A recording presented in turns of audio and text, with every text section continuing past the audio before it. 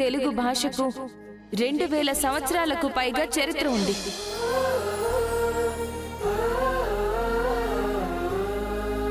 శతాబ్దాలుగా ఇది సాహిత్యం, సంగీతం, తత్వం, భక్తి, విజ్ఞానం వంటి అనేక రంగాలలో తన గొప్పతనాన్ని సాటుకుంది.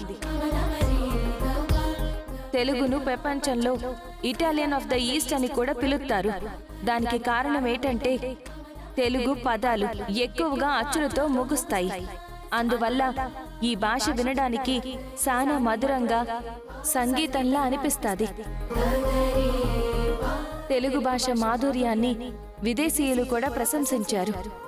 తెలుగు భాషను అధ్యయనం చేసిన బ్రిటిష్ పండితుడు సిపి బ్రౌన్ తెలుగు సాహిత్య సంపదను కాపాడడానికి తన జీవితాన్ని అంకితం చేశాడు.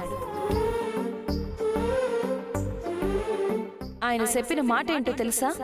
తెలుగు సాహిత్యంలో ఉన్న సంపద అపారమని.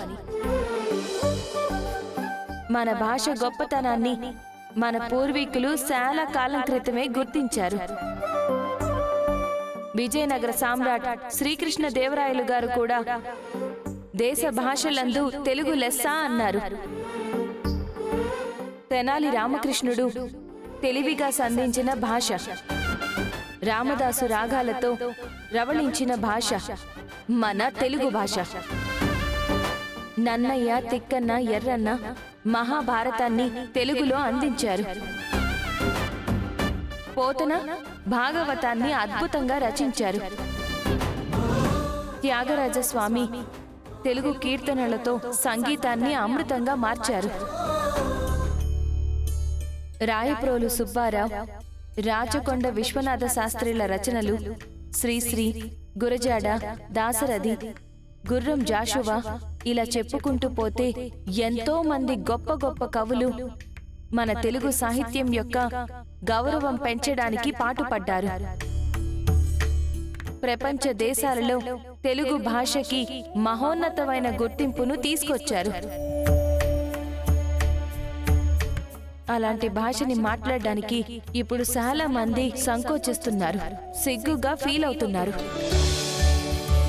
ఇలా సిగ్గుపడే వాళ్ళందరినీ ఉద్దేశించి ప్రజాకవి కాళోజీ నారాయణరావు గారు ఏమన్నారో తెలుసా? ఈ భాష ఈ వేషమెవరి కోసమురా, ఆంగ్లమందున మాటలనగానే ఇంత కుళ్ళెక్కడమెందుకురా, తెలుగువాడివై తెలుగు రాదనచ్చు, సిగ్గులేక ఇంక చెప్పడమెందుకురా, అన్య భాషలు నేర్చి ఆంధ్రము రాదనుచు, సకిలించు ఆంధ్రుడా చావవెందుకురా అని ఆయన అన్నారు. ఎంతో మంది కవులు చనిపోయినా కూడా తెలుగుని బ్రతికించడానికి ప్రయత్నించారు. బతికున్న మనం మాత్రం తెలుగు భాషని చంపేస్తున్నాం.